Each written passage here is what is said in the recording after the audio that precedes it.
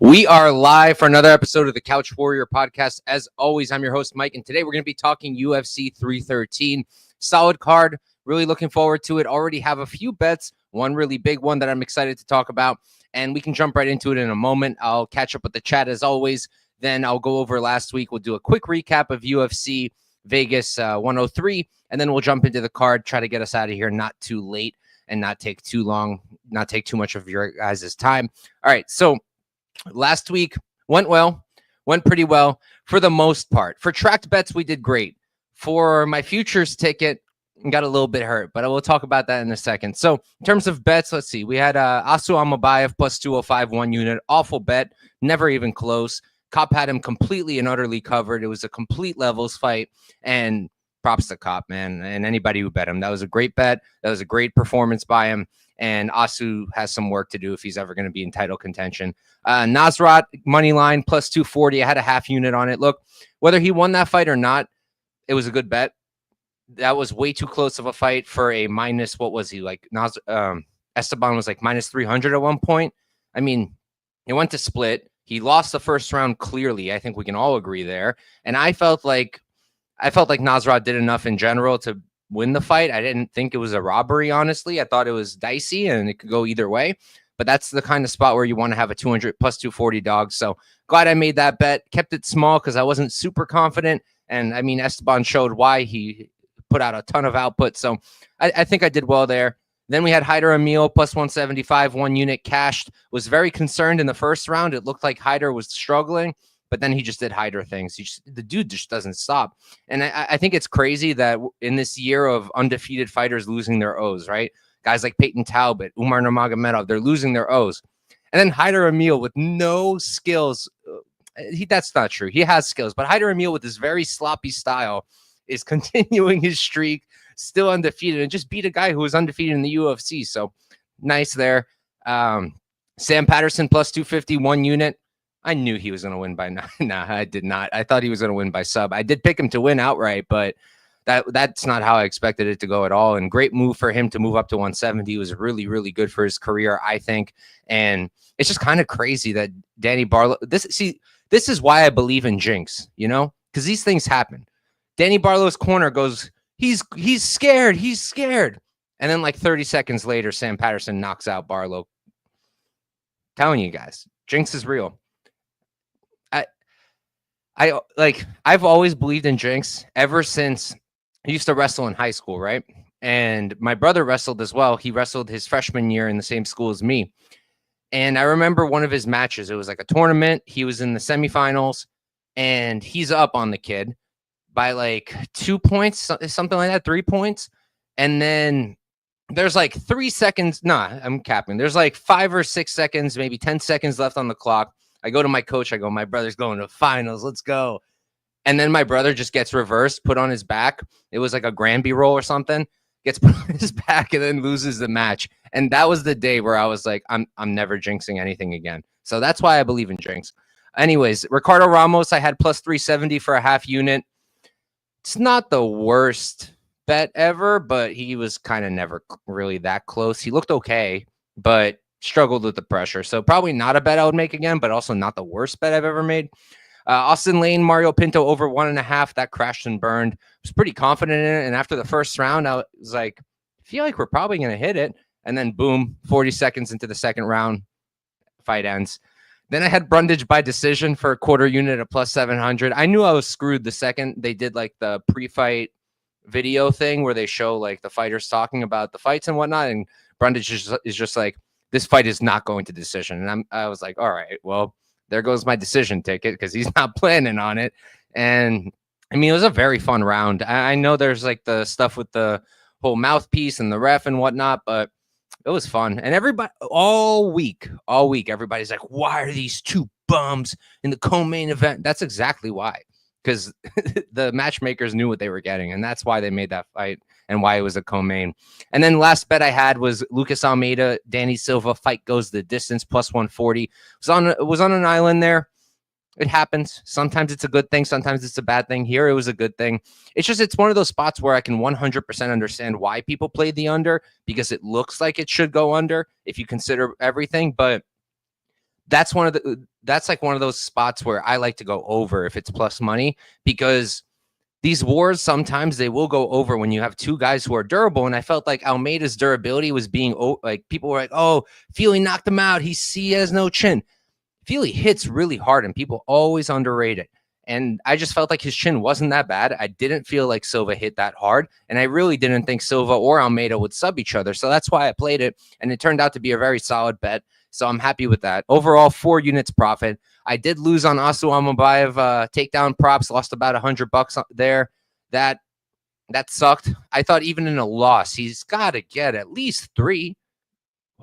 I thought at least 5.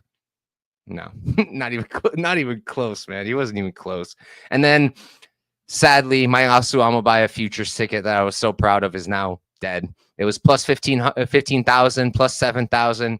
Turns out it was very wide for a reason. So that sucks, but it is what it is. I never really expected him to go get the strap anyways. I always intended on arbing out if he got that far, but he didn't get that far. So it is what it is.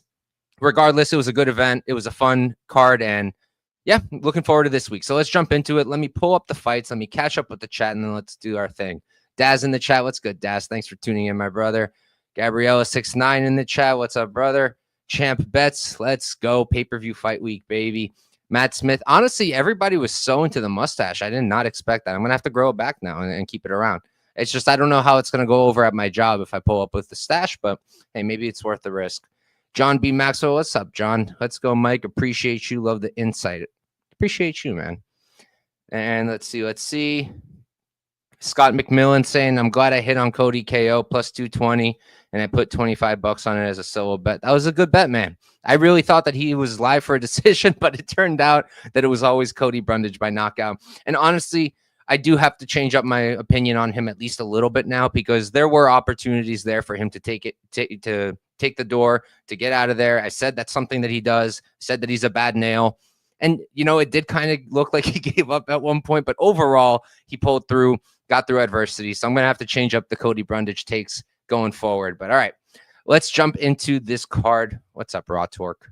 Crazy name, man. All right, let's do this.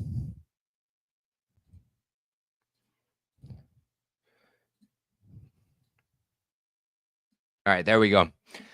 First fight of the night. This was put together last second because both of these guys lost their fights. So Chris Gutierrez, 21-5-2, 33 years old, 5'9" with a 67-inch reach. Castaneda on the other side, 21-7-0. He's 33 as well. He's going to be the 3 inches shorter, and he's actually going to have a 4-inch reach advantage. So everybody knows Castaneda was supposed to fight Douglas Silva de Andrade last week. That fight fell through, I believe, because of the Andrade side. And then Gutierrez was supposed to fight on this card against Gene Matsumoto. Matsumoto obviously went and fought Rob Font a couple cards ago. So Gutierrez needed a new opponent. Castaneda needed a new opponent. And they decided to make this fight. And it's a good fight. I think this is about as pick 'em as it gets. And honestly, I've been pretty torn. Like, I'm picking Castaneda to win.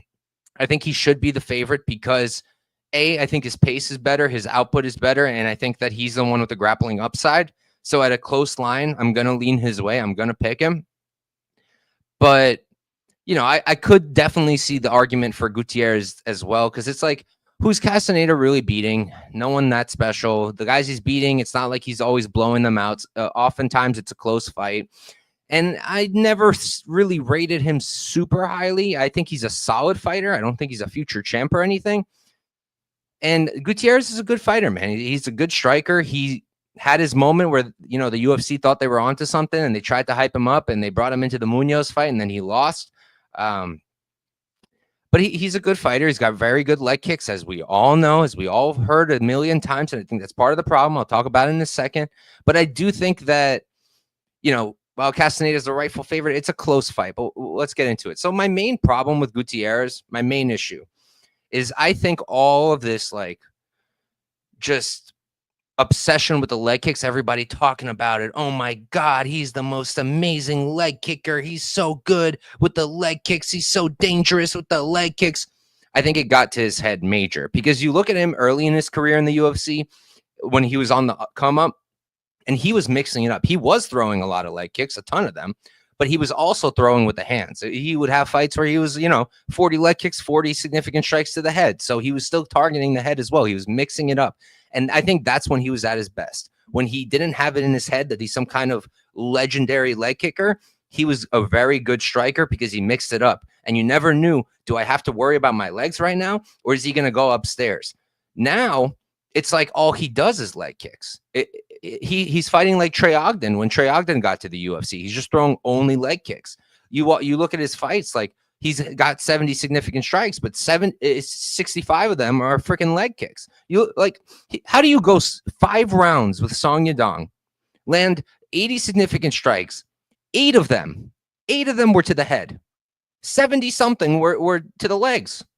It's crazy. And it's really a shame because I think he's a really good fighter, but I really think that the whole leg kick narrative, I think he really just, he really bought into it. He was like, you know what? I am a legendary leg kicker. Watch this. And watch this. Now he's not looking too great, is he? Again, in the Quang fight, he didn't look great at all. He looked very tentative. Maybe it was just a bad performance. It happens. But that was like his moment to shine. It was a step down after the Song Yadong loss. And they gave him a guy on short notice, a guy who's, good, but like 30 something years old. He's not like a young stud. And it's like he never really separated because he was so dead set on these damn leg kicks. And then he also got taken down off of said leg kick in the first round. And then he also in the second round got his back taken standing, which is not great. I think overall Gutierrez is pretty good takedown defense. My internet is showing that it's not stable for some reason, even though I have very good internet. If you guys in the chat could let me know if you hear me and see me okay, that would be great.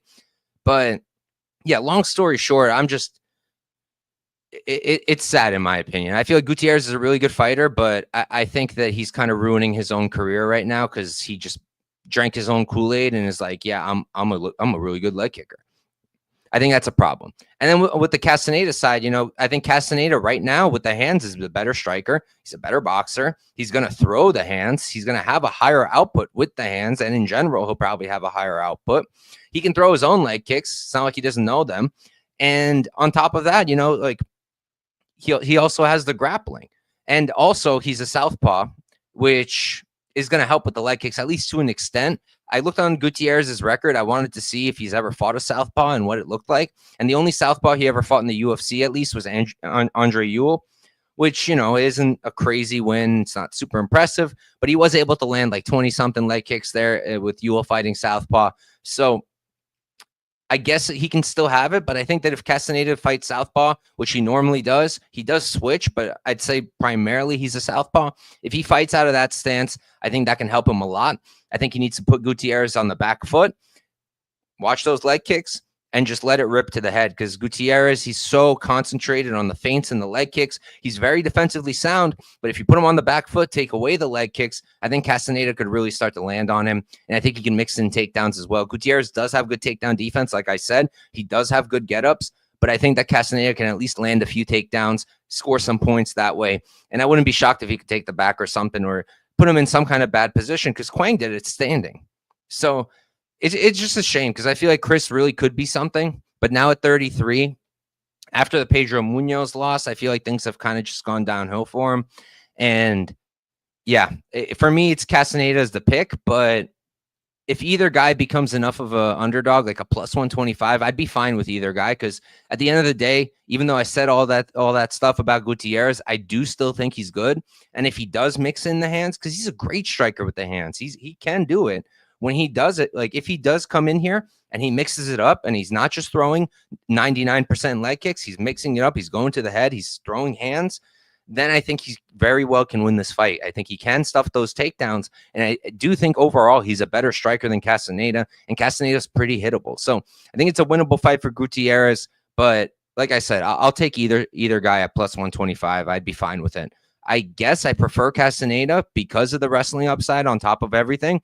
And because of the pace, and I just think he pushes it harder and is more willing to go and put his opponent on the back foot than Gutierrez is.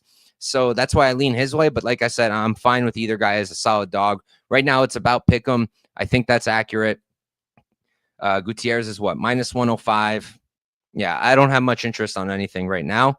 But yeah, I do lean towards the Castaneda side. And we can move on. Let me catch up with the chat, though. Champ saying it's a good fight. Surprised by the opening odds, but I think the odds being close are fair. Yeah, it's a pass. I'm not dying to watch it. Thank you guys for letting me know the connection is good. And then Scott saying Song Yadong is pretty nice. I understand maintaining the distance. Yeah, I mean, Song's very good. Song's definitely better than John, but it's just the fact that he can go 5 rounds and throw 8 strikes to the head. It's just, it's not good. You got to mix it up because no matter how amazing your leg kicks are, if people know that's the only weapon you have, and it's not the only weapon he has, but it's the only weapon he uses. If people know that, they can prepare for it. Now, to be fair, Castaneda hasn't been able to prepare for it properly because he only has 1 week notice. He was supposed to fight last week. So that could be good for Chris. But again, yeah, I'm not going to repeat the breakdown. At the end of the day, I think Castaneda gets it done, but I think the line's about right. Real fight picks talking about Ankalaev. We're going to get there, brother. We're going to get there. All right, moving on. Next up, we have Ozzy Diaz versus Djorden. Santos. Diaz, 9-3-0, 34 years old. He's 6'4" with a 79-inch reach. Santos, 10-1-0. He's going to be 27, so he's 7 years younger, 4 inches shorter, and he's at a 4-inch reach disadvantage. So I like Santos here. I need to tape this one a little bit more because I think I might get to a play on him. I might lay the chalk, so I do want to tape it. Like, I want to go back to it with a fresh mind. I like to do that sometimes, and this is one of those spots where I do want to do that. I think that everybody kind of hates Ozzy Diaz. They just think he's terrible because he lost in both of his, like, he only had 1 real UFC appearance. The other one was the Joe Pyfer Contender Series fight, and he lost both of them. So people are low on him. I don't think he's bad. He's a solid striker. He's got some power. Like, he's solid, but his chin's not that good. His takedown defense isn't that good. And he's not really a great minute winner at all. And with Santos, he's a guy who, you know, going into his Contender Series fight, I believe he was plus 500. I think that's what I bet him at. I actually I texted Dogfather right before the fight. I was getting off the train. I was like, man, if Santos hits plus 500, I'm going to bet him. And then he hit plus 500, and I was like, all right, well, I guess I'm betting him now. And I bet him not big. I think I bet like either a quarter unit or a half unit. It definitely wasn't anything crazy because I was not confident because his regional tape really wasn't that great. So you were kind of buying on improvements and a hope that he is improving. And he did improve. He's been improving fight to fight, 27 years old. So that does make a lot of sense. And I just think here he's a way better minute winner. He's a better striker. Doesn't seem to have a ton of power, but I don't really think Ozzy Diaz is knocking him out. And if anything, I could see Santos knocking him out. Maybe it's more of an attritional thing. Maybe it's more of like catching Ozzy with something. But overall, I do think that Santos should be able to win this fight. I think a decision's live, even though I know Ozzy's not really going there, usually not making out of the first or second. But I do think that this is a fight where Santos will win. I think it's a fight where Santos will win a little bit later, though. I wouldn't be shocked by a decision. I wouldn't be shocked by like a round 3. Maybe round 3 decision could be something to look at. I'll check that out once the odds are out. But overall, yeah, I'm leaning towards Santos, and I might get to the money line. I just have to think about it a little bit more. I think overall, he's still not like anything crazy special, and it's possible that he's one of those Contender Series guys who comes in and, you know, under the bright lights of a pay-per-view, he kind of fumbles. But I'm just not super impressed by Ozzy, and I don't really know what an Ozzy win even looks like here. So for me, I'm on the Santos side, and I might get to a play. We'll see. Just Aiden saying Ozzy Diaz looked so poor. Yeah, I mean, the fights have been tough. Pyfer's really good. Ming Yang Zhang is a solid guy, but yeah, he hasn't really looked the greatest. Champ saying he's not impressed by Santos. And guess what they're doing, but he wouldn't be shocked if Ozzy causes the upset. What do you think an Ozzy win looks like, Champ? Because I'm just not really sure what it looks like. Like, does he knock out Santos? I don't know. But all right, moving on. We've got Mairon Santos, another Santos, versus Francis Marshall. Santos is 14-1-0, 24 years old, 5'9" with a 72-inch reach. Marshall is 8-2-0. He's 25, so he's going to be 1 year older. Is he turning 26 this week? 4 weeks in a month, 7 days in a week. Oh, he turns 26 tomorrow. Well, that's good. 5'9" as well, and he's also got a 72-inch reach. So pre-tape, I thought that I might just straight up lay the chalk on Santos because I faded him with Con Ofley, and he proved me very, very wrong. But then I taped it, and I was like, Konofli didn't really shoot. So he didn't really test the takedown defense like I thought he was going to. That's why I bet Konofli. I was like, this guy can grapple. He's a physical dude.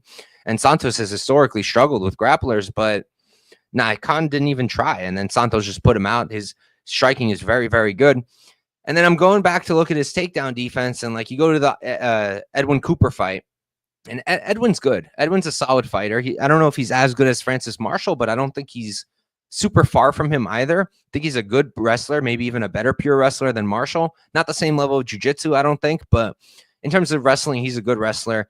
And in the first round, he kind of took down Santos. Not really. Like, he didn't really put him on his back. He like got him to a knee and then had him against the fence, and he had one hook in, and that was kind of the round. It was just that in that position for the whole round. Santos wasn't really able to get out of it, but Edwin wasn't really able to do a ton with it either. And then after that, Edwin Cooper just kind of stopped. Like, he didn't really shoot that much after that, after the first round. In round 2 and 3, he really slowed down with the takedown attempts. And like when he did shoot, yeah, Mairon's takedown defense is good, but he didn't really shoot all that much. So then you have to really go pretty far back to see Santos's takedown defense. And you got to go back to Dan Argueta when Dan was able to, ultimately ground him and kind of broke him and got the job done. So with Marshall, I've always been very high on him. I bet him against Djorden at chalk, if I'm not mistaken. So I've always been high on Francis Marshall. I remember everybody was doubting him going into the Marcelo Rojo fight, and I was like, he's going to beat Rojo, and he did. So I was right there, but Rojo's also not the highest caliber fighter. Mairon is definitely way better than him. But my point is, I've always been high on Francis. I bet him against Bazooka, and that was a little bit concerning. Bazooka's solid, but he's not going to be like a champ, I don't think, personally. So I don't really know what to take from it. He lost the third round, Francis, in my opinion. Did well in the first two. He got some takedowns. It wasn't the most impressive performance, but overall, it's kind of like, should Mairon really be minus 300 here? We don't really know how much his takedown defense has improved. It has improved a lot, and he's 24, and he's very young. He's at Extreme Couture. He's at a great gym. But Francis is also young, and now he finally moved on to a big gym as well. He's at American Top Team. That should help. Training with guys like Grant Dawson, just took the picture with him on Instagram and whatnot. So it's definitely dog or pass. It's definitely dog or pass for me. I lean, in terms of a pick, I'll lean Santos just because I didn't love Francis Marshall's last performance. I do think Santos is a much better striker, much more dangerous, more weapons and tools in his arsenal on the feet. Really nice knees, good work in the clinch, nice kicks. I do think he's a better striker, but I also think that Francis is a solid striker in his own right. I don't think it'll be a blowout at all for Mairon on the feet. I don't feel like it's just going to be one-way traffic. And if anyone has wrestling upside here, it's Marshall. If anyone has jiu-jitsu upside here, it's also Marshall. So I am very tempted. I wish I got onto like the plus 300 when it was there. I wanted to tape first. I used to make bets all the time without taping. Now I'm very, very hesitant to do it because I find myself remembering fights being one way. Like, we're going to talk about it later, but I remember the Amanda Lemos, Verna Jandiroba fight. In my head, I was like, Verna steamrolled her. And it wasn't anything like that, in my opinion, when I taped it. So that's why I don't like to make bets before I tape anymore. And that's why I missed out on the 300. But I think that plus 255 is still really, really wide. I think you can get like plus 270 on Caesars or BetMGM, one of those. So for me, it's dog or pass, and I'm likely going to get to a Marshall play. Depending when we finish tonight, I might actually go and tape it again and see if I want to do it. So we'll see. We'll move on. Let me catch up with the chat, though. MMA Propaholic, what's good, brother? Thanks for tuning in. Make sure you guys are checking out my guy Prop on Twitter. He's always putting out his plays for free. Raw Torque saying I'm all over the Santos hype. All right, makes sense. Makes sense. I'm hyped about him too. Champ saying the odds are wild. Marshall's underrated. Yeah, I agree with you. I do think the odds are crazy. Real Fight Pick saying Marshall's going to show everybody who must have forgotten. If I have a bet on him, I hope you're right. Marshall has a lot better striking than the wrestlers. Yeah, I do agree with you there, and that's a point that I talk about every single week pretty much, where, some of the best pure wrestlers might do worse in MMA wrestling than a guy who's a striker, but knows how to wrestle as well because they can set it up with the hands. And you're right. A guy like Edwin Cooper, while he's good, he doesn't really have much striking. Marshall can probably strike and set up those takedowns better. And Champ saying that the Bazooka fight was on 4 days short notice. Yeah, that's fair. That is fair. And he does have good cardio. Jacob asking, what do you think of Marshall moving to American Top Team? Definitely good. You know, I like when these young guys go to big camps. I think it's good for them. Be with like these guys who are higher level, get those looks. And I just think it's overall better for young fighters. Both of these guys are at major camps, and they're both at good camps. So, but yeah, it's definitely a good move for him. Steve O knows saying like and subscribe. You guys should be listening to Steve O knows because he knows. Make sure you're liking, make sure you're subscribing. It helps the channel a lot. It helps a lot with the algorithm. And if you're on Twitter, I've been calling you guys out on Twitter because most of my live viewers are on Twitter. And usually you guys watch the entire video, don't like, don't comment, don't retweet. But it's been getting better. So thank you guys. And please keep doing it. It helps on Twitter as well. Definitely helps with that algorithm. And if you're on YouTube, subscribe, like, comment. Very, very helpful. I appreciate all you guys. All right. MMA Clips saying we were already liked and subbed. I appreciate you, MMA Clips. All right, let's move on. Next up, we've got, I'm not going to waste time on this for long. We got Alex Morono versus Carlos Leal. Morono, 24-11-0, 34 years old, 5'11" with a 72-inch reach. Leal, 21, 6-0. He's 30. He's 4 years younger. Same height, same reach. Look, if you've been watching me, you know I've been waiting to fade Morono forever, and I've been trying to. I did it with Court McGee. When was that? That was here. I did it with Court McGee. Thought I had a good bet, and I thought that was a good bet. He came relatively close. I bet Buckley. Nico Price was where I chickened out. I was like, I want to fade Morono. I don't know about Nico Price, though. And then I was like, but if I don't do it, I'm going to hate myself. And I didn't do it. And I did hate myself, but it is what it is. And then the D-Rod split, I honestly don't remember if I bet on that fight or not. But look, like most of us, most of you guys watching, I did get robbed as well on the Carlos Leal Renov Akradinov fight. I think overall,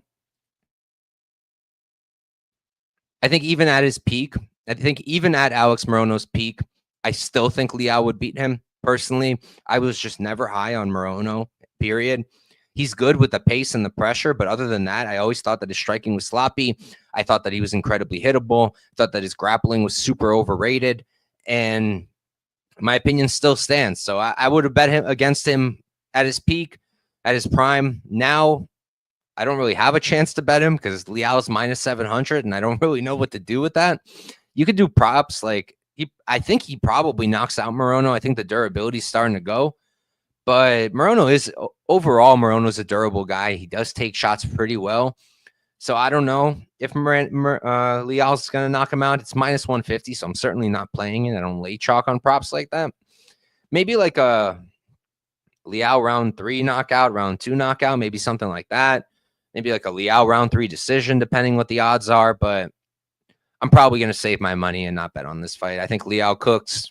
How he beats him, that's a great question, but I don't know what Morono has for him. Like I said, even at his peak, I wouldn't bet Morono against Leal. I just never thought he was anything special. Real Fight Pick saying Morono has the strength of schedule here. I mean, yeah, I guess, because he's been in the UFC, but Leal was fighting some good dudes in PFL too, you know, so I don't know if it's like a huge difference, and definitely not recently, you know. Champ saying, yeah, Leal wins, probably values on the fight to go along. Yeah, I don't really want to touch it either. What's the over? Is it 1.5 or 2? 1.5 minus 205, though. Who wants to play that? Nobody. All right, moving on. We've got Armen Petrosyan versus Brunno Ferreira. Brunno Ferreira, 12-2-0, 32 years old, 5'10" with a 72-inch reach. Petrosyan, 8-4-0. He's 34, so he's 2 years older. He's going to be 5 inches taller, but he's at a 1-inch reach disadvantage. This is a pass for me. This is a pass. I don't like betting. I don't like betting against Brunno Ferreira, personally.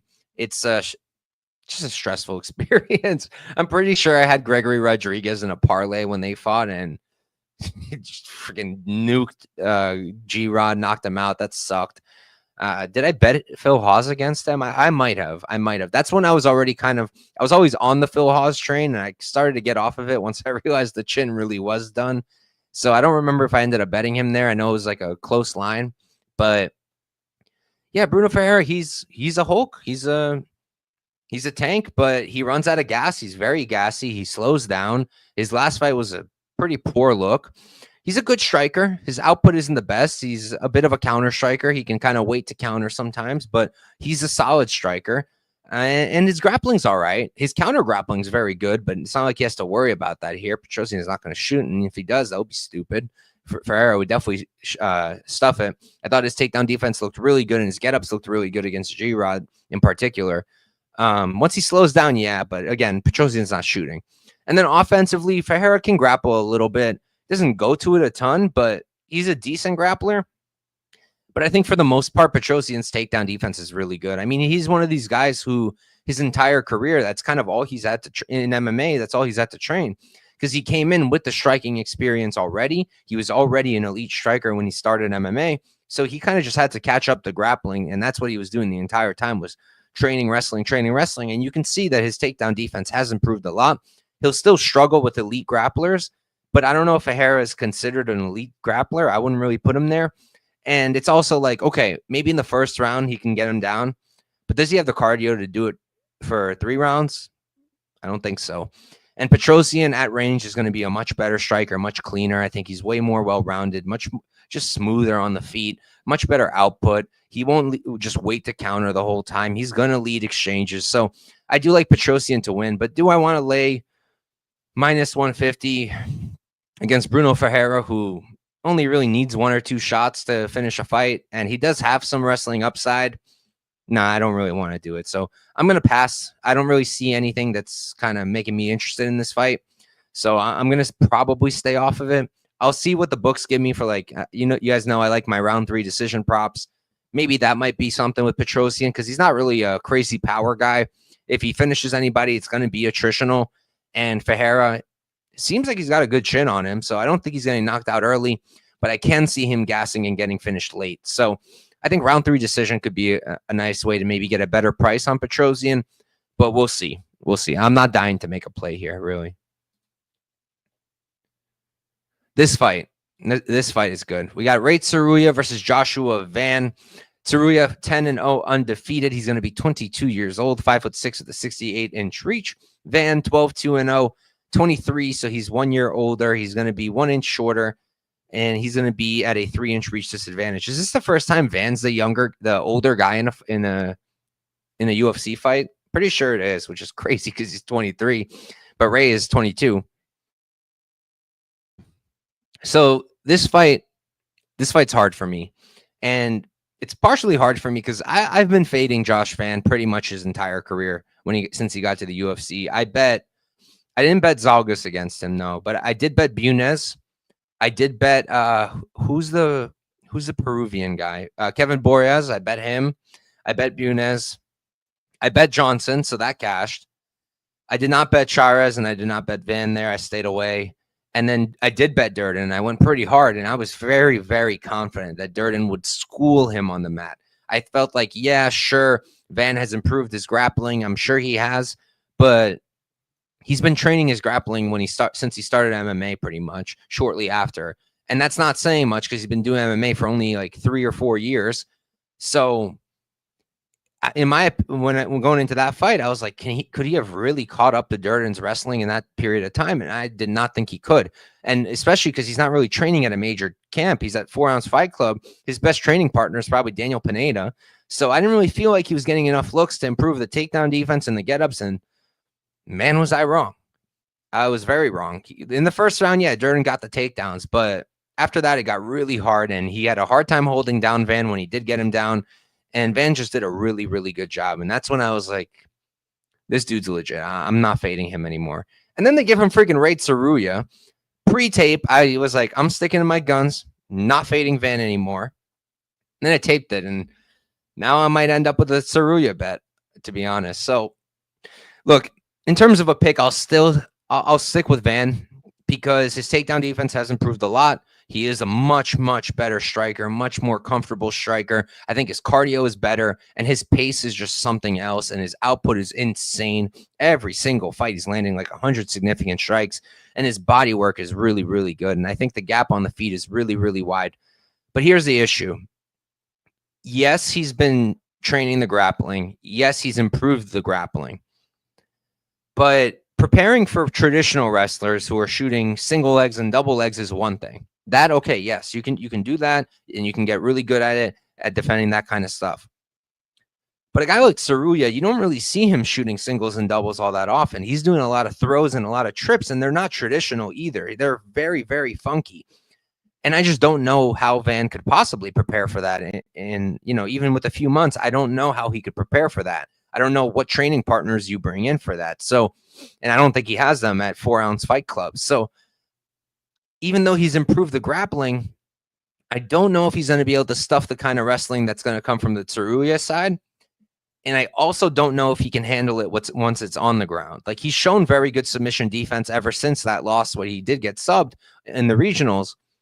But again, against very different opponents. Tsuruya is so unorthodox in the grappling, and he's so funky with it, that I don't really know if Van's going to be able to handle it. Like, honestly, what Tsuruya did to Mark Klomako, I know that was a close fight, and Klomako was able to win around there, but having him in those positions on the ground is very impressive. Mark Klomako could go to the UFC, and in my opinion, he can compete in the flyweight top 15 right now.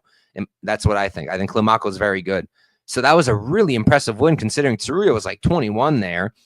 That was like 3 fights ago, so he was like 7-0, and he went out there and he was really dominant in the grappling. And then honestly, the Carlos Hernandez fight, as a UFC debut, to go and really just do really, really well in the grappling in those first 2 rounds, that was super impressive. Now, the third round, that didn't look too great. Definitely got tired. He went for the really bad throw, and Carlos just fell on top of him. But Carlos is also a really good grappler in his own right, and he was able to scramble and really make Tsuruya work. And Van will scramble and make him work, but I just don't think that Van's grappling is there yet. So it's like, on one hand, I'm tired of fading and losing money against Van. The only time it's ever worked was Charles Johnson. But on the other, I see a really clear path here for Tsuruya, and I just don't know if Van is ready for it, for this kind of grappling. And yeah, we talk about Van being super young and improving, but so is Tsuruya. Tsuruya is even younger, and he's also not in a major camp, but I can definitely see him improving fight to fight, and I think that's going to continue. But yeah, it's a pretty binary fight. If Van can keep it on the feet, he cooks. But if Tsuruya can get those takedowns, he probably cooks. So it's dog or pass from a betting perspective. Like I said, for who am I going to pick? Like, who am I going to fill out on Tapology? I'll probably fill out Van. But it's dog or pass, and I'm likely going to get to a Tsuruya bet. I'm just going to wait a little bit, because I think that people are really high on Van, which makes sense. And I think people are really low on the Japanese grapplers, because you had what's his name? The guy who you have Tetsuro Taira, who fumbled against Royval, and then you have Nakamura, who just lost as a -600 against Muin Gafarov. So I think people are kind of going to be like, yeah, these Japanese wrestlers, grapplers, they're not really that good. Van will cook, and I'm hoping they bring the Leiden down, because plus 160 is already pretty good. But because I really don't like fading Van anymore, I kind of want a better price. But I am probably going to get to the Tsuruya money line. I also think I'm probably going to get to Tsuruya sub round 1, because I think he's going to be very live for a submission early, especially if he's actually able to get it to the ground. And right now it's like plus 1,600 for the round 1 sub on Bet Online. Domestics will probably even give something better. So yeah, for me, it's dog or pass. Both guys have a way to win, a clear way to win. But I just worry for Van that this style of grappling might not be what he's really been training and preparing for. And we can move on. Let me catch up with the chat first, though. Let's see. Londo saying, I bet on Tsuruya plus 160. Great price tag. Yeah, I'm with you there. And I do think the sub is very live as well. Champ saying banger fight, considering looking at Ray Pre. Yeah, you can do that. That does make sense. Van loses pretty much every single first round, even against guys who aren't this good. So you would think that he'll probably lose this one too, especially with the whole wrestling that I've been talking about. And then you can probably get in on Van and you can arb out if you don't like your Tsuruya bet anymore. Dad's saying he's got 3 units on Rey. Ballsy, but makes a ton of sense. And Champ saying, I think people are blindly fading. Yeah, I think so too. But all right, next up, we've got Curtis Blaydes versus Rizvan Kuniev. Blaydes 18-5-0. He's 34, 6'4" with an 80-inch reach. Kuniev 13-2-1, 31 years old, so he's 3 years younger, same height, and he's at a 4-inch reach disadvantage. So for this fight, so this is a rebook. This fight was supposed to be on the Song Yadong Henry Cejudo card. It fell off. I don't remember why exactly, but it got moved to this one. I think there was like some issue, but it was like an issue that wasn't bad. It was just something they needed a couple of weeks to figure out. I think it was it.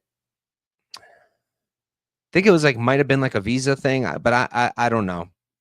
Either way, when they were supposed to fight on the Song Yadong card, I did have Blaydes in a parlay. I parlayed him with Song and who's the legend? Gene Silva. I had them in the 3-legger, and then the fight fell off. And then got rebooked this week, and I was like, am I going to parlay Blaydes again? And I feel like I just shouldn't. I feel like I shouldn't. Blaydes is better. Blaydes has competed at a much higher level. Blaydes has been much more active. Blaydes didn't get suspended for insane steroid usage, and he's fought a much better level of competition. I think he's a much better striker, and I think that he can get his own takedowns too. And it's like, can Kuniev get takedowns here? Yeah, probably, at least early. But good luck holding this man down. I mean, Jalin Almeida, in my opinion, maybe he's not like a better pure wrestler than Kuniev, but I think his control is better because of the level of jiu-jitsu. And Blaydes popped back up immediately. Like, Almeida was not able to hold down Blaydes at all. Like, at all. He held him up against the fence, but he couldn't keep him down. Every time he took him down, Blaydes just popped right back up. And then Almeida, I don't know what happened, got caught by that little uppercut and then just got grounded out. But if Kuniev's shooting and Blaydes is popping back up every time, I feel like Kuniev's going to gas. I think he's a little gassy. I think he slows down. And if he can't get those takedowns, or if he can't hold Blaydes down, I think he's going to struggle. And then on the feet, I feel like Blaydes is just a much better striker. I really like his striking. He rounded out that part of his game a lot. He's improved his striking a lot. He's no longer just a wrestler. And I just think he's better than Kuniev on the feet. I think that he can maybe get his own takedowns. But do I want to lay minus 300 when he's not the most... there we go. Daz said it. His fight IQ is not great at all. Curtis Blaydes, he has a lot of brain farts in the octagon. And Kuniev does have some power, and he's not horrible. And he's 31 years old, so he's probably improving a little bit. But I just don't like inactivity, and I don't know how I feel about the step up. So I'm going to look at it again. It's on my list of fights I want to retape, but I don't think I'm going to end up on a side. I do like the total, though. I do like the over 2.5. It's plus 110 now. It was plus 120, 140 or plus 120. I've been waiting. I've just been waiting for it to open up on other books, but I will probably get to that over 2.5. I just think that I don't really think Blaydes is going to finish Kuniev. I don't think he's a crazy finisher. And I can kind of see Kuniev knocking out Blaydes. I can. But I don't think it's going to happen at a super high clip. And I don't really think it's going to happen in this fight. I just think that, like, I don't really rate Kuniev striking that much. He can catch Blaydes, sure. But I just don't think a knockout happens at a high clip. So for me, I kind of like that over. I expect a lot of wrestling from both guys, to be honest. Blaydes will probably look to strike, but I don't really, like I said, I don't really see him knocking Kuniev out. And I don't really see Kuniev knocking him out. So I do like that plus 110 on the over 2.5. As long as that stays at plus money when it opens up on domestics, I'll be there. I'll probably be there for about a unit play. So that's where I'm at. But I will pick Blaydes to win. Not super confident, and I'm not parlaying him. All right. I believe this is the first fight of the main card. So let's see how we're doing on YouTube likes. Let's see if I have to yell at you guys a little bit. Also, cheers. Let's see. Where's my video?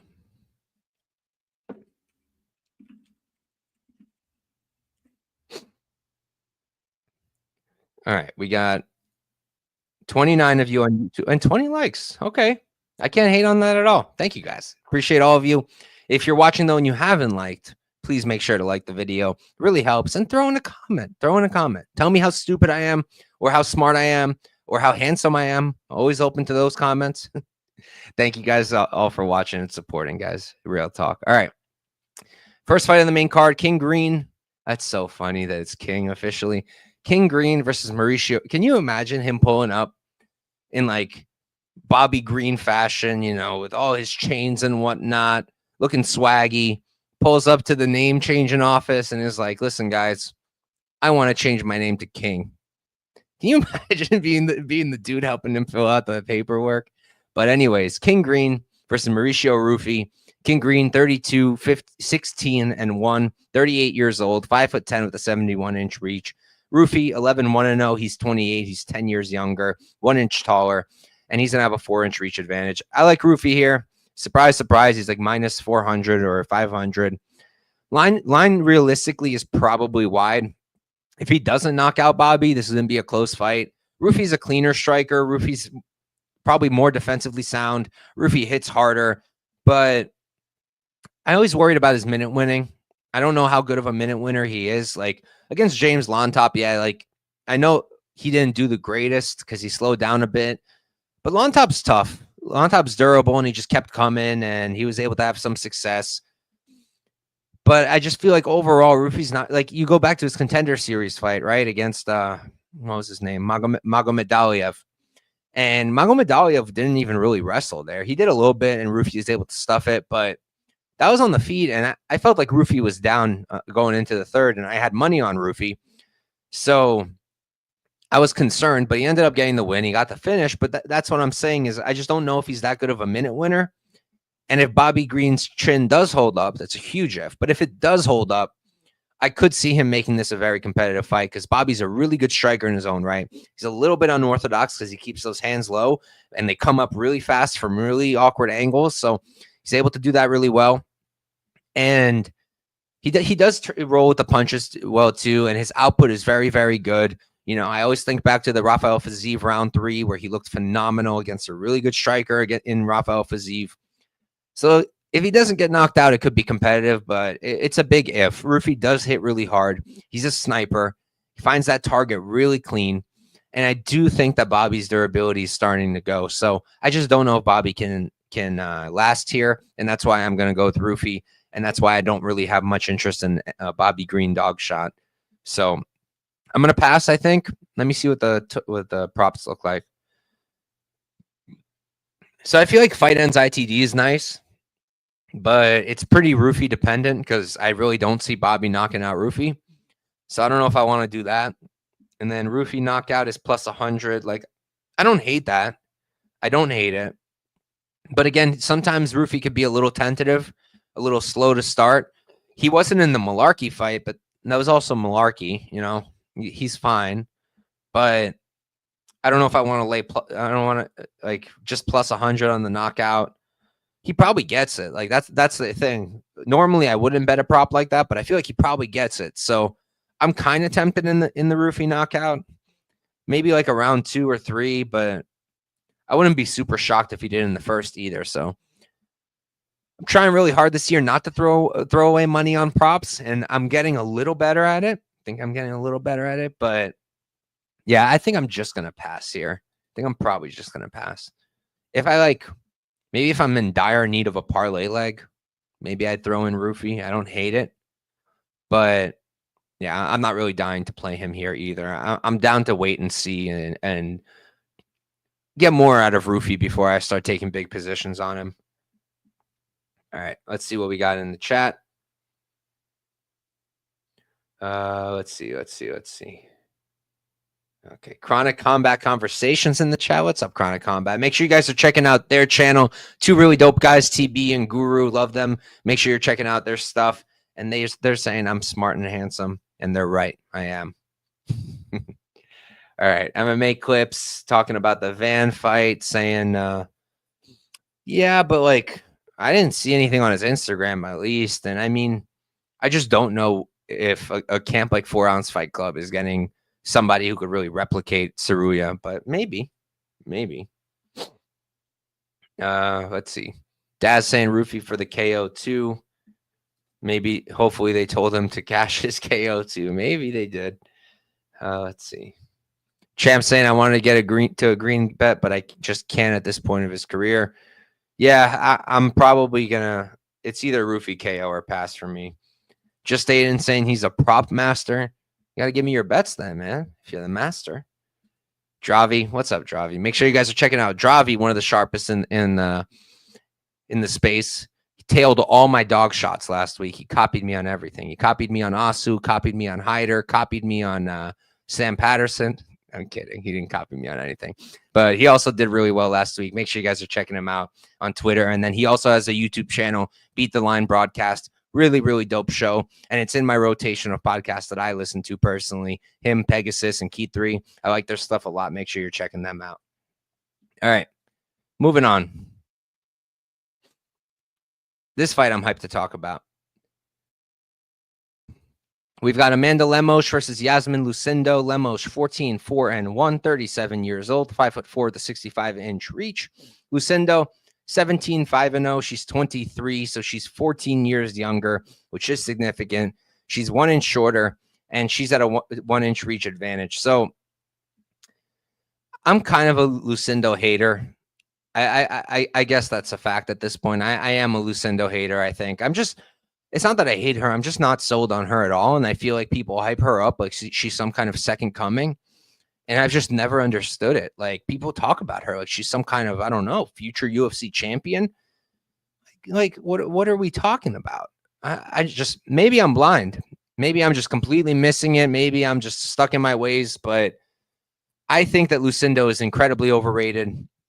I agree with Champ here. I thought that Marina Rodriguez won that fight. I was invested on her, so maybe I'm biased, but I thought she clearly won that fight personally.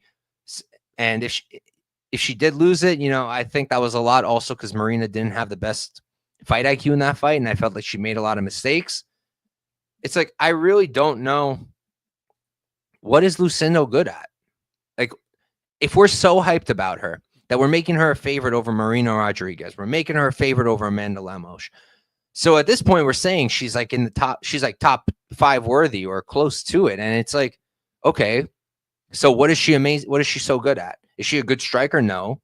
Does she have power? Not really. Is she a good wrestler? I mean, if we're counting purely body lock trips as good wrestling, I guess. But I don't think she's that good of a wrestler. And I don't think body lock trips are going to work on everybody every single time. And does she have some kind of crazy jiu-jitsu game? No, not in my opinion. So what is she so good at that everybody is dying to always bet on her? I don't know. She's tough. I'll give her that. She's got that dog in her. I'll give her that. She's very young. That's just a fact. And she does fight, you know, she like, I wanted to say high pace, but I don't even know if I can call her high pace. Like, I don't think her pace is that crazy. She got a solid pace. I guess I'll give her those things, but I think she's pretty hittable. I don't think she's the best striker, and I think the grappling is super overrated. And Amanda Lemos, I get it. She's 37. She's almost 38. She is older, definitely on a decline, and she does struggle with the weight cut. Those are all fair, But then I'm looking at it, and Lemos is losing to really, really good fighters. Weili Zhang cooked her. Weili just cooked Tatiana Suarez as an underdog because people underrated her again. It's fine. Lemos lost to Verna. Like I mentioned earlier in the show, pre-tape, I remembered it as Verna just throwing her around and just cleanly getting the sub and just winning easily. I didn't think so on once I taped, though. She didn't look terrible in the first round. I know she got taken down, but she landed some nice shots. She did a really good job getting back up on her feet. She did a solid job scrambling. The takedown defense looked pretty good. And she did do a good job defending the takedowns and being able to get back up. And the scrambling, I thought, looked a lot better than I remembered it being. And then you go to the Mackenzie Dern fight, right? Dern gets her down in the first round. How does she do it? Blast double. Is Lucindo blast doubling anybody? I think I maybe seen her do it a few times. She's went for a double leg, but not really. Again, most of those fights, she's going body lock, trip. And it's really not that hard to defend body lock trips. At least it wasn't when I wrestled. Maybe it's different in a cage. That's entirely possible. but I don't remember ever really struggling with body lock trips, and I was not a high-level athlete. So I don't think that body lock trips are going to work on someone like Lemos. I personally do not. I know a lot of people are like saying, oh, look what Andrade did to her. Andrade subbed her on the feet. Are we going to pretend that Lucindo's as physical and strong as Andrade? Are we just going to like make things up now? Like, are we just rewriting things? Because if we're rewriting things, I'm ready to say Igor Pereira could be UFC champion again. That was fun. Do people really think that Lucindo's going to do what Andrade did, or are we just trying to make ourselves feel better laying Lucindo chalk? Maybe I'm being a bit harsh, and I'm not doing all this to say that Lucindo's gonna win. I mean that Lucindo can't win. I'm not saying that. She can win. She definitely can. Lemos is older. Lemos is slowing down. Lemos is struggling with the weight cut. And Lemos sometimes isn't the best minute winner. So if Lucindo's in her face, throwing a lot and mixing in the body lock trips, and those body lock trips are working, yeah, she could win this. She could. I just don't think she should be the favorite. I don't think that makes much sense. I think Lemos has fought the much higher level of competition. I think Lemos hits a lot harder. I think that Lemos is a better striker by a solid margin. I think if this fight remains on the feet, Lemos wins comfortably. And I think Lemos' takedown defense is a lot better than people are giving her credit for. I think her scrambling is a lot better than people are giving her credit for. I think her submission defense is a lot better than we're giving her credit for. Like, do we just think Lucindo's going to come in here and start subbing people like Verna subbed Lemos? Like, no, I don't think so. So I played Lemos plus 120 for a unit. I might add if the line gets wider. I just wasn't sure if it will. I'm not known for my line movement abilities, reading abilities. I've gotten better at it. I've definitely gotten better at it. I'm getting reversed less and less, but I still get reversed. So that's why I played it for a unit, and I just at plus 120, and I decided if it goes a lot higher, like maybe like if it really blows out for no reason, like if for some reason she hits like plus 150 or plus 175, then I would add another unit. But otherwise, I'm just going to leave it alone at one unit. And I also sprinkled the submission prop at plus 1,000 on FanDuel. I took it for 0.2 units.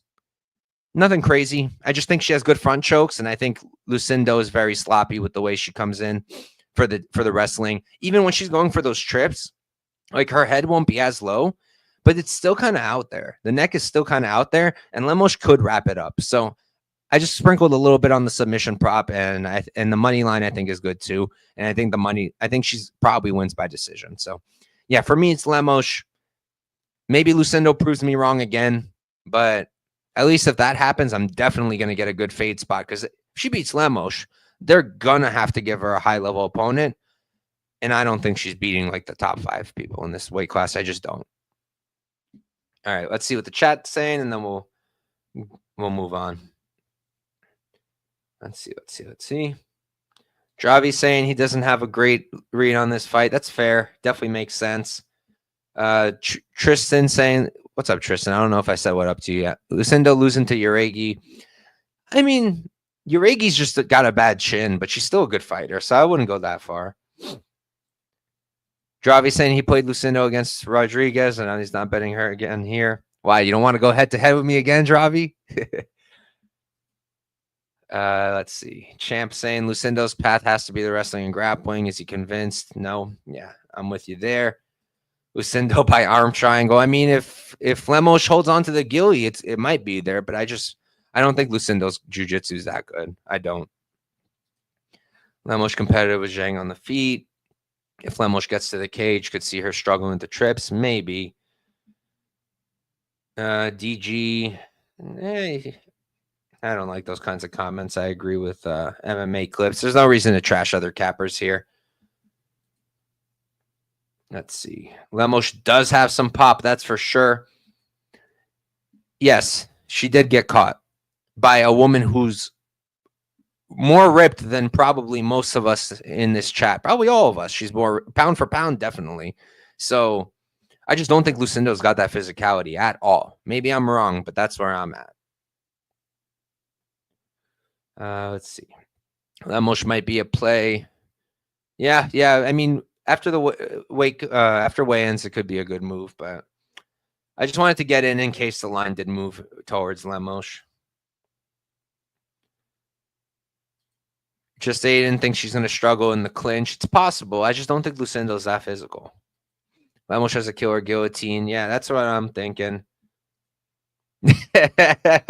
You assume I'll be on. Me and Droppy have a running joke. Every single time there's a striker versus grappler matchup, I don't even need him to tell me. I'm just like, yo, you're on the striker, right? And he's like, you're on the grappler? And I'm like, yep. And yeah, we'll be head to head, I guess, because I'm assuming that means he's on Van, and I've at this point I've talked myself onto Tsuruya. All right, next up we got Jalin Turner versus Ignacio Bahamondes. Turner 14-8-0, 29 years old, 6'3" with a 75-inch reach. Bahamondes 16-5-0. He's 27, so he's 2 years younger. Same height, same reach. Awesome fight. I've been hearing a lot of rumors though that this might not be happening, which is gonna suck, because I do have Bahamondes for 2 units at plus 100. So it will kind of stink if the fight gets canceled. I heard that it seems like maybe Turner might not be able to do the fight. Maybe he's injured or something. And apparently everybody's circulating that picture of Tom Nolan. I guess he got flown in by Dana White on like a private jet or something. So that would probably suggest that someone's fallen out at lightweight. But it could technically be a Ruffy or a Bobby that dropped out, or I think there's another lightweight fight on this card. This one, though, definitely not that one. Imagine they threw in Tom Nolan against Gaethje or Fiziev. No, I mean, I think everyone's saying it's this fight because there's rumors with Turner also, but there is that question of why is Tom Nolan getting flown in on a private jet fight week? It does seem like maybe he's stepping in, so maybe he's stepping in for Turner. Hopefully we'll get a good line on Bahamondes, because I'll take Bahamondes over Nolan every single day of the week, 24/7. But for now, we're going to pretend this fight is happening, and we'll break it down. I won't spend too much time on it, though. I've always been pretty high on Turner. I have been, but I faded him with Moicano, and I faded him with Moicano just because I felt like he has brain farts in the octagon, and look what happened. He had a huge brain fart. Felt like he makes mistakes sometimes, and I felt like Moicano would have the grappling upside. And then, Turner knocks him out pretty much, puts him out on the ground, goes like this, thinks the ref's going to stop it. He doesn't, and then he gets finished in the second round, where it was almost like, kind of looked like he was ready to just take the door and get out of there. It was weird, but he is young. He's still improving. He's been improving for a long time. He's always been getting better and better, but I think maybe lightweight's a tough cut for him at this point. He is really, really big and really physical. And I just feel like on the feet, I think everywhere this fight is going to be close. I think it's going to be close everywhere. And I think it's a very close and competitive fight. And that's kind of why I took Bahamondes at plus 100, because it was plus money. And I felt like in my opinion, he does have a better than 50% chance, because I think that he's just a little bit smarter in the cage. He does also make mistakes, and he also does have brain farts. Terrible performance against, not Klein. Who was it? Oh, no, I'm mixing him up. I mixed up him and Zellhuber for a second. He's the one who did do well against Ogden. But he can also make mistakes sometimes. I did fade him in that Klein fight, but I don't think he really did anything wrong there. It was a good fight. Klein's a really good opponent and a really good fighter. So I just feel like I could trust Bahamondes more. I like his striking a little bit more, and I think his takedown defense is very good. And I don't really think Turner is a good grappler, but I don't think he's primarily a grappler. And I don't really think his wrestling is amazing. And I think that physicality is what gets it done a lot of the time. And I just don't really think he's going to have it here against Bahamondes, who's also a big physical dude. So I just feel like Bahamondes is a cleaner, more dynamic technical striker. I could trust him a little bit more. I think he's a bit more durable. So for me, plus 100 wasn't a super hard click to make. I just think he should be a slight favorite, and it's really as simple as that. But we'll see now if Turner is actually going to be able to show up, because apparently he might not. So maybe tomorrow you guys are going to see me drop my shorts, and I'll be breaking down Bahamondes versus Tom Nolan. But for now, we have this fight, and I do like Bahamondes to win. I think it'll be close, competitive, but I think Bahamondes will get it done by decision, personally. All right, next up, we have the co-main event. We have Justin Gaethje versus Rafael Fiziev 2. It is a rematch. Gaethje 25-5-0. He's 36 years old, 5'11" with a 70-inch reach. Fiziev 12-3-0. He's 32, so he's 4 years younger. Going to be 3 inches shorter, and he's going to have a 1-inch reach advantage. So really weird fight for me. It's like,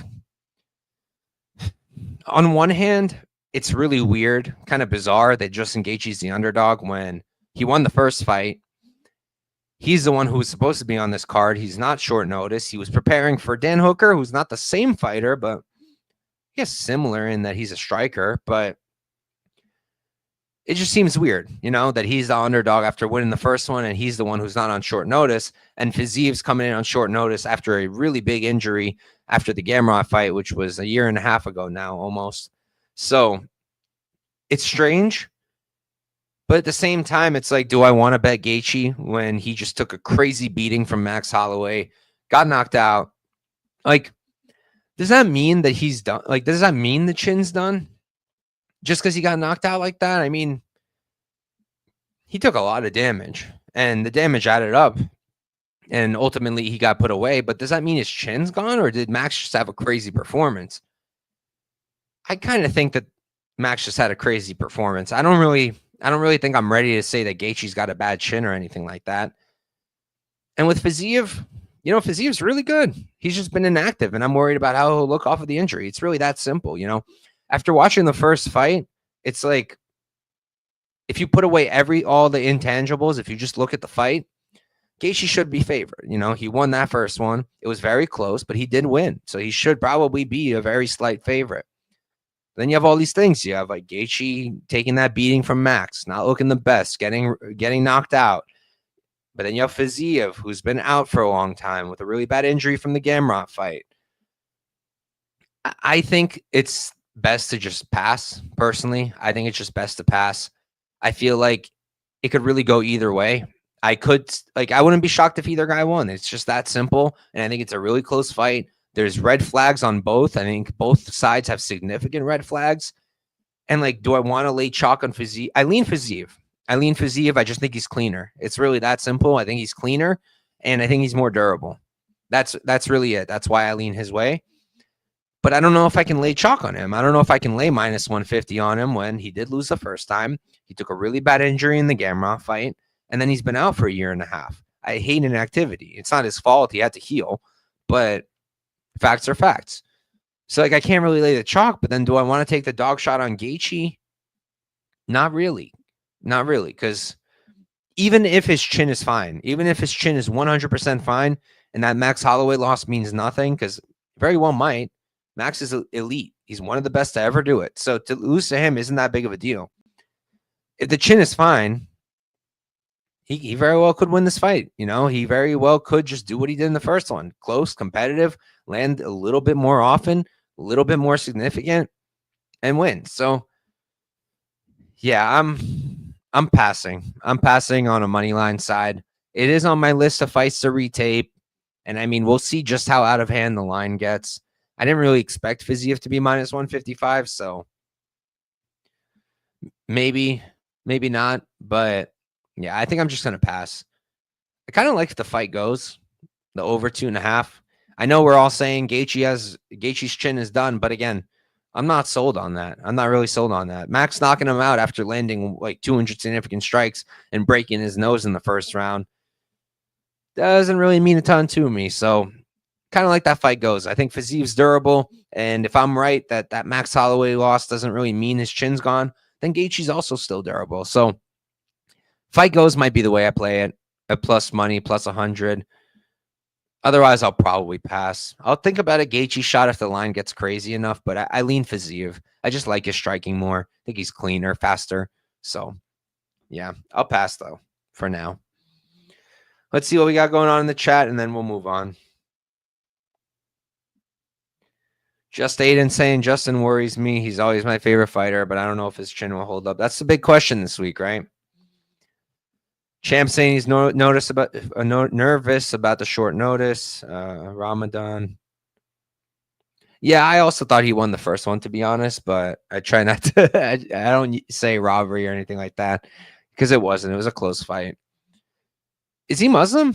I didn't realize. Ramadan definitely, that's something you probably should consider because they have to fast. Gaethje was just tired and got clipped, but the unknown is the concern. Yeah, I mean, he also got caught with like an insane, just like that sequence that's not normal. You know, what happened there in UFC 300, that was not normal. That was freaking awesome. That was so awesome, man. I wasn't even watching at home. We were at a friend's house for their birthday, and I was just standing to the side with my phone watching. And when Max knocked him out, I screamed like a lunatic, and everybody turned and looked at me. Real funny. But yeah. All right, let's see. Norberto Tala saying, I'm sending the house on Justin.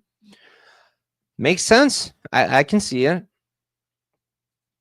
Matt Smith saying, real fight picks equals Billy. Am I supposed to know who Billy Hoyle is? Is that reference just going right over my head?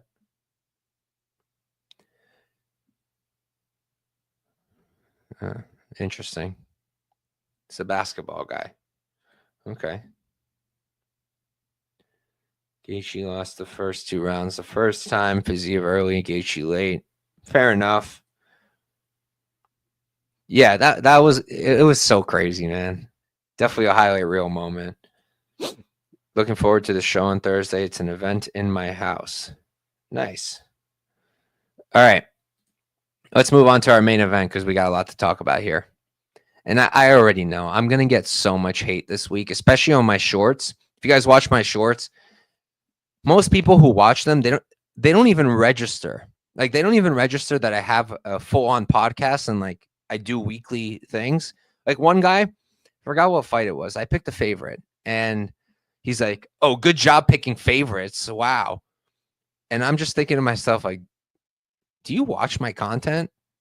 I'm like known for picking too many underdogs, and you're saying I'm just picking favorites and it's no big deal. Like, people just watch the shorts. It's a whole different crowd, and people will just watch the shorts and completely not register that I have a full-on podcast they can go watch. And they're like, oh, but you didn't say this. Oh, but you didn't say that. Oh, but you barely talked about this. I have 1 minute. I have 1 minute for my shorts to work with. And I have to talk I talk pretty fast. And I have to talk as fast as I possibly can to get as much information as I possibly can. And at the same time, I have to specify that I'm making a pick and not a bet, because then people come in and they're like, do you even bet on all of these? And I'm like, no, I don't bet on every fight. And I have to explain these things. And honestly, sometimes I wonder if shorts are more trouble than they're worth, but they bring in the views. So you got to do what you got to do. But my point was, I get a lot of comments on those, especially when I pick against somebody people like. And I already know my shorts comments on this fight are going to be crazy, especially if Pereira wins. I might have to log off of YouTube for a week or something, because they're gonna have fun. All right. Let's see what's in the chat real quick. Just Aiden saying he found me from my shorts. That's why I still do them, because I feel like people they show shorts on a different part of YouTube, so people find me that might not find me otherwise. So I'm gonna keep doing them. But yeah, I get a lot of hate on them, and people just don't understand. And like, a lot of people don't know the difference between like making a pick and making a bet.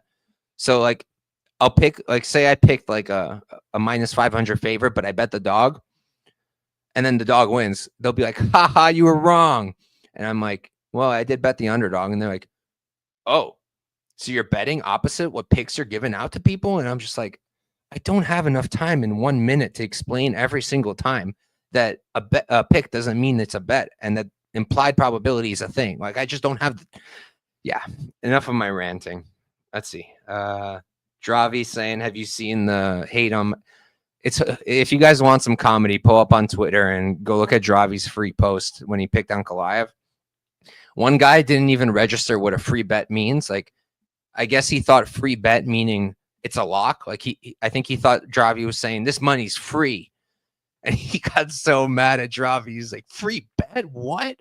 It was so good. It literally means that Dravi charges money for his picks and he gave out a bet for free. That's all that meant. But anyways, let's start on the main event. We got Alex Pereira versus Magomed Ankalaev. Alex Pereira, 12-2-0. He's 37 years old, 6'4" with an 80-inch reach. Ankalaev, 21-1. He's 32. He's 5 years younger, 1 inch shorter, and he's at a 5-inch reach disadvantage. I'm on Ankalaev heavy. I played him early on at minus 110 for 3.3 units to win 3. And then when he dropped to plus 100, I added another 2 units. So I now have 5.3 to win just about 5. No, exactly to win 5. 5.3 to win 5 units, yes. And I am willing to make this a max bet. My max bet is 6 to 7 units. I'm willing to do it, but I would want a wider line. Like if Ankalaev gets to like plus 125, I'll add like 1 more unit, I think. And here's why. So first thing I want to talk about is this whole narrative of Ankalaev not being a good wrestler. I guess that's what we're going with now, because I guess that makes Pereira fans feel better. But look, does Ankalaev wrestle often? Not really. Probably doesn't wrestle as much as he should. Maybe believes in the striking a little bit too much. I guess I can agree there to an extent. But in 14 UFC fights, he's gotten takedowns in 7 of them, half of them, all right? And in a lot of those, he knocked the guy out pretty quickly. For example, 2 of those are Ian Cutelaba. One of those was the more recent Johnny Walker fight. Like he's had fights where they just ended very early. So yeah, he didn't get a takedown. Let's look at it together. Right? All right. So he didn't get a takedown in the Rakic fight. He didn't go for it. That's another thing I want to talk about in a moment. But let's see. Yeah, Johnny Walker, the more recent fight, didn't get a takedown because he didn't go for it because he knocked out Johnny Walker. Then before that, he knocked out Anthony Smith. I mean, does he really have? Like I've heard people talking about it and saying, "Oh, he didn't even take down. Did he have to take down Smith?" No, so he didn't, and he knocked him out in the 2nd round. Then there was who else did he not take down? Ian Cutelaba, neither time because he knocked him out both times in the 1st round. Dalcha, he did take him down, but he knocked him out too. And then he didn't get a takedown in the Prachniow fight because he knocked out Prachniow. And then he didn't get a takedown in the Paul Craig fight, probably because he thought it wouldn't be a good idea. And look what happened. He did get subbed. All right. So I don't really buy into that narrative of, oh, he never wrestles. He does wrestle pretty often. When the fights get extended, he does wrestle. My other thing is, even if you agree that he doesn't wrestle as much as he should, that's different from saying that he's a good or bad wrestler. You know, those are 2 different things. You can say a guy's a really good wrestler, but he just doesn't wrestle enough. That's a fair statement. But to say he's a bad wrestler, that's just, in my opinion, that's just rewriting history. That's what I think. Because if you look at it, 14 UFC fights, I looked at this earlier today because it came to my head. 14 UFC fights. How should I put this? If he never had a single fight in the UFC where if he went for a takedown, he didn't get at least 1. Not 1 time. If you look at his record of 14 UFC fights, if he went for the takedown, he got it at least 1 time. There was never a fight where he wrestled and wasn't able to get any takedowns. Never happened. Okay? He does have good wrestling. I think that narrative is complete and utter bullshit. I think he is a good wrestler. Maybe he does not wrestle as much as he should have, but I also don't think he's an idiot. Maybe people are just really listening to this talk. They're like, oh, he said he's not going to wrestle, so Pereira's clearly going to beat him. I can't help you at that point, you know? But long story short, I think he's going to wrestle. I think he is a good wrestler. And in my opinion, Pereira can train takedown defense with Glover Teixeira and whoever he wants, all he wants. I don't think he's going to catch up to the wrestling that fast enough. I just don't. And he's 37 years old. He's almost 38. He's 4 months away from 38 years old. And we're just going to pretend that he's going to improve super rapidly in the grappling. I just don't think so. I don't. If people want to throw away their money on an Alex Pereira submission, I mean, be my freaking guest. I can't help you there. But I just think this whole narrative of Ankalaev is a bad wrestler is just crazy work. In my opinion, that's crazy work. He's not a bad wrestler. I can understand the narrative of he doesn't wrestle enough. I did poke some holes in that already, but that I can understand. Saying he's a bad wrestler, that in my opinion, you're just making things up. And you're just on Pereira, or you like Pereira. I know people really love him. He's awesome. It's the most exciting champ we have. He is a star, that's for sure. He's a legend, in my opinion, one of the best to ever do it. His story is crazy. He's a beast for what he's been able to do, and the way he came into the UFC just 3.5 years ago, and what he's done in the sport. And he's a 2-division champion. But I just don't think he's going to be able to stuff takedowns. It's really that simple for me. I think Ankalaev can and will take him down. Now, putting that aside, let's talk leg kicks, because I saw Champ Betts wrote that, and everybody's been talking about these leg kicks. That's another narrative I've heard a million times already this week. Do we think Ankalaev's that stupid or that like ignorant that he got leg kicked by Jan Blachowicz, was in really bad positions there because of the leg kicks, and that he didn't think to adjust his game at all, or didn't think to start checking leg kicks? Like, do we just think like he's dumb as hell and like he's just not going to check leg kicks anymore? I know Rakic went for a ton of them and he did land a lot. I'll give you that. But Ankalaev was checking them. And I just think he is going to be checking leg kicks. I personally don't think the fight's going to be standing that much. But when it is, I think he's going to be at least trying to check the leg kicks. It'll be a weapon. But if Pereira wants to be heavily focused on them, be my guest. Forget about the hands like Chris Gutierrez. That'll make me feel better with Ankalaev if all Pereira is doing is leg kicks. Now, if Ankalaev can't get him down, right? Do I think he's dead in the water? Also, no. That's another thing. That's a whole nother thing with the whole narrative of, oh, he's not going to wrestle, or he's not going to be able to get the wrestling going. I'm not convinced that he can't strike with Pereira. Actually, I'm pretty confident that he can, because are we just going to pretend Khalil Roundtree wasn't beating Pereira? The scorecards were what, 3-1 going into the fourth? Something like that? Like, was Khalil not winning the minutes on the feet? Pretty sure he was. Ankalaev doesn't have the best output, but he is a very clean striker. Oh, are we just going to pretend he's not? He's definitely a good striker, in my opinion. He hits very hard. Definitely has a ton of power. He's a very accurate guy, too. And Pereira can be chinned.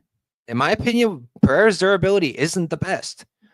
Adesanya caught him. He did catch him. It was a really clean counter. But at the end of the day, the guy can be chinned, and he has been chinned. Magomed, from what I've seen, has a very good chin. He's very durable.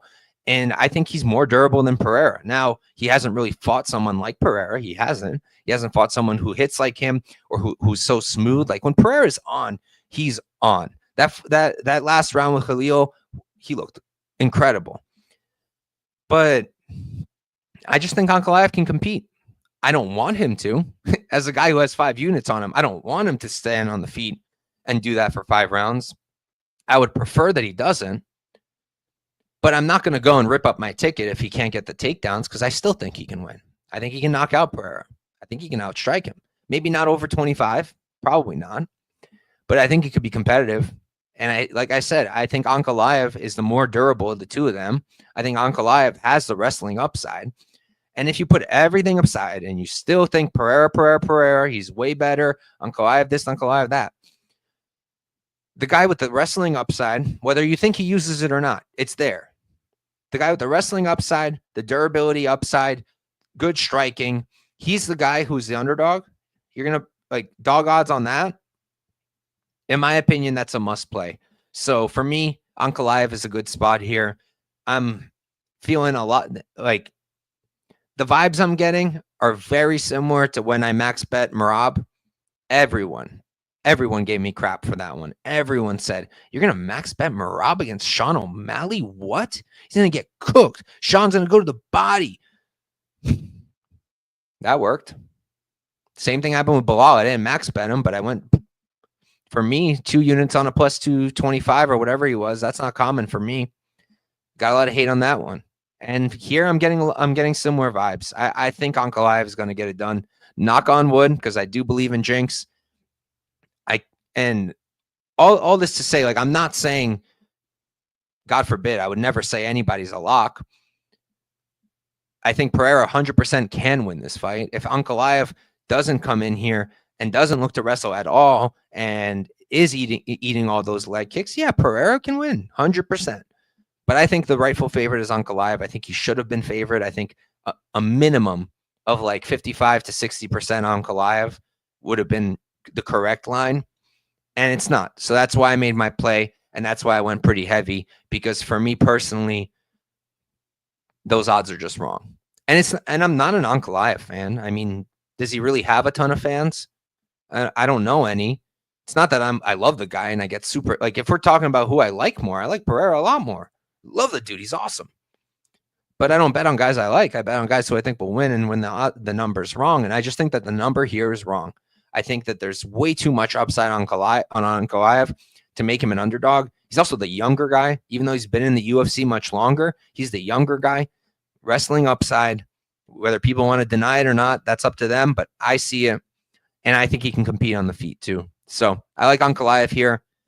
Bring on the hate. Let me know how dumb I am. As long as you do it in the comments and you help with the algorithm, I'm cool with it. And that's it, guys. That's UFC 313. I'll run through the picks one more time. I'll tell you the bets I have, and then we'll get out of here. Let me catch up with the chat, though, because I've been ranting for like 15 minutes. Let's see. Champ saying he leans Ank. He doesn't think his wrestling's as good as people make it out. Is anyone even saying he has good wrestling other than me at this point? Because all I've been hearing is the opposite. But yeah, I do think it's good enough to take down Alex. If he can outstrike Alex, yeah. I agree. I think he can outstrike Alex with the threat of the takedown, like you said. Real Fight Pick saying Glover Teixeira waved. Yeah, maybe. Or maybe like training grappling with Kayla Harrison is going to make him all of a sudden have amazing takedown defense. I don't know. Champ saying he's worried about the leg kicks. Yeah, the whole Ramadan thing isn't the best because, I mean, fasting and then fighting is probably not a winning strategy, but props for Ankalaev taking the fight anyways. And I don't think it'll be that huge of a difference. I think if it was really a huge problem, he wouldn't do it. And I know he didn't want to do it during Ramadan, but I think he'll be okay. But I can understand worrying about that. That's a very fair concern. Let's see. Champ saying he did get better. Yeah, I think he's starting to check the kicks. I don't think he's that dumb as people are making him out to be. Real Fight Pick saying Ankalaev's, I don't know about better, but I think he's competitive. From Might Podcast? I don't know what that means, but can't take the back foot, otherwise he'll die. Yeah, Pereira's pressure is legit. And thank you, Rashid. I do my best. I mean, sometimes I get so into it that I do get a little emotional about it. Like, but nah, I do think Ankalaev's the side. At that line, I think Ankalaev's the side. All right. We'll run through the picks. I'll give my bets one last time, and then we're going to get out of here, guys. So, Chris Gutierrez versus John Castaneda. I'm going to pick Castaneda. Not confident. Santos. Other Santos, but dog or pass. I'm probably going to play Marshall. Leal, but what can you possibly do? Petrosyan. Van, but dog or pass. Blaydes. Ruffy. Lemos. Baha. Fiziev, but pass. And Ankalaev. Those are the picks. And then the bets. I've got 3.3 units on Ankalaev at -110. 2 units on Ankalaev at +100. Lemos +120 for 1 unit. Bahamondes +100 for 2 units. And then Lemos submission 0.2 units. And that's all I got. That's all I got so far. And I'll probably add a few spots, like I said, but I don't think it's going to be a huge slate in terms of volume, but it already is a pretty big slate in terms of units staked. All right, guys. Thank you guys for tuning in. I'll catch you guys next time.